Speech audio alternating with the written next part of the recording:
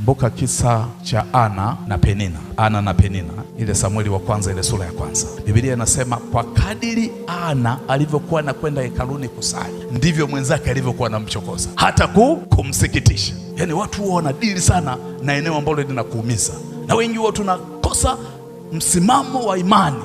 Tunaangalia sana maneno kuliko kumwangalia Mungu aliye hai katikati ya maneno. Nataka nikujenge kwenye nguvu ya imani. Mwenzake amefanya nini? Umchokoza. Biblia ingesema umchokoza, wakasema nini? Sana. Kwa nini? Kwa sababu Bwana alikuwa amemfunga tumbo.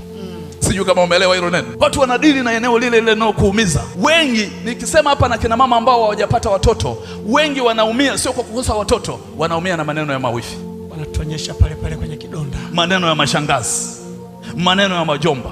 Wengi hapa anahangaika, anatafuta kazi na amefaulu vizuri, masomo amefaulu vizuri, wanapodili na cheti chako unaanza kuona hata kazi sitapata. Kwa nini? Wewe unakula tu hapa nyumbani, unajaza choo tu, kusoma kuna kutusaidia. Kuna maneno yanakupa hatua ya kutafuta hatua nyingine.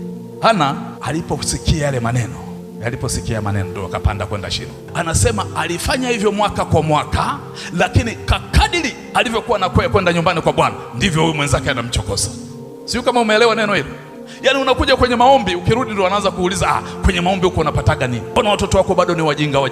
Mbona watoto wako hawajapata kazi? Mbona mke wako yuko hivi? Mbona mume wako yuko hivi? Usiangalie maneno, muangalie Mungu aliye hai. Usiangalie wanadamu wanakuwazia nini kwenye mapito yako, angalia Bwana anakuwazia nini.